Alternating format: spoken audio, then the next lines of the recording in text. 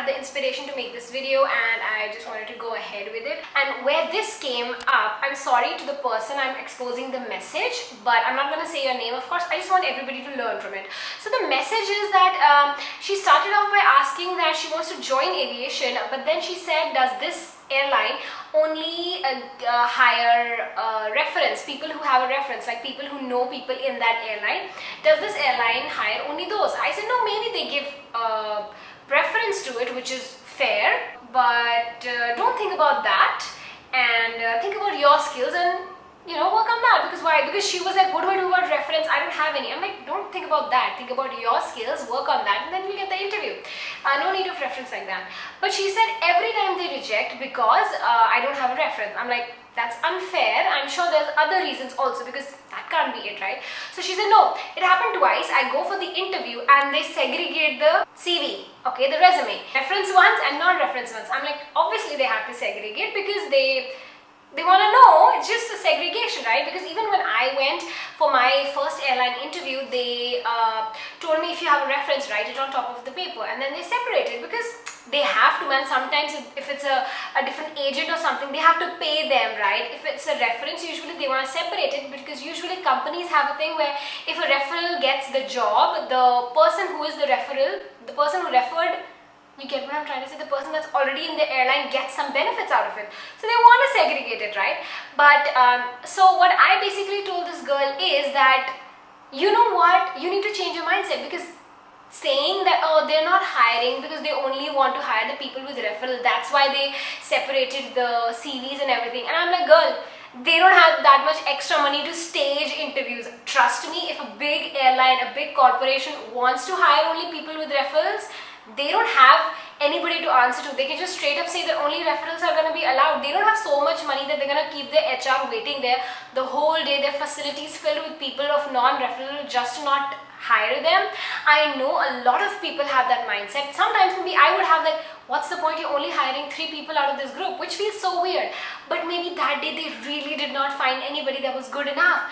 And of course an airline only wants the creme de la creme, as you say, from the group. And I'm not saying if you didn't get selected, you're not part of the creme de la creme. But sometimes we're just not in the zone. We are not in the zone, they are not in the zone. Somehow we just don't gel together. And if you don't get selected, I always say, it does not mean there's something wrong with you. Maybe it's just you both are not right for each other. The airline was looking for certain specific people in that interview maybe. So you don't know what the thing is, so don't take it upon yourself.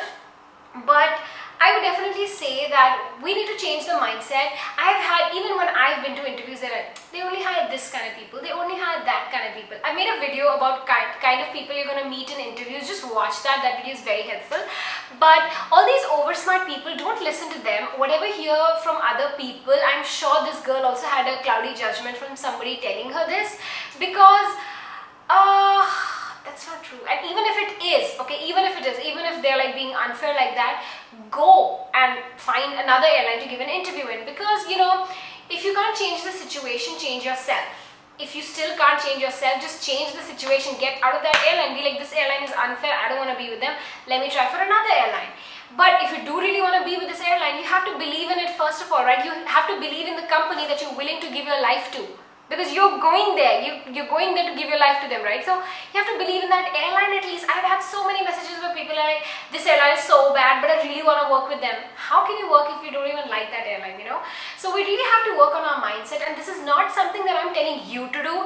It's a lot for me to do also. I don't know if you've noticed, but if I've gotten any questions about Singapore or anything like that, it has been kind of a very sort of a negative or spiteful kind of reply. I don't know if that has come off like that, but mostly it's like that. And actually today I just realized that it's not that big of a deal, and it's actually not that bad. It's just the change, I guess. And again, the victim mentality, I think that's very common and very easy. It's an easy thing to do, be like, everything is, they're doing wrong with me, I'm the victim, not seeing maybe you're wrong. Because as I told you, dude, my mindset has to change. Really, I think after today, I am gonna approach flights from a different angle now.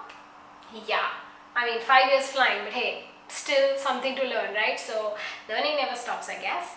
And it's always good to have a reminder. So I hope this video was a reminder for you. I'm gonna go sleep now. I really need to sleep. I'm really tired after today's training. How has your day been? And share some interview experiences in the comment section below. We would love to hear that. It's always helpful, and I'll see you in my next video. Bye bye.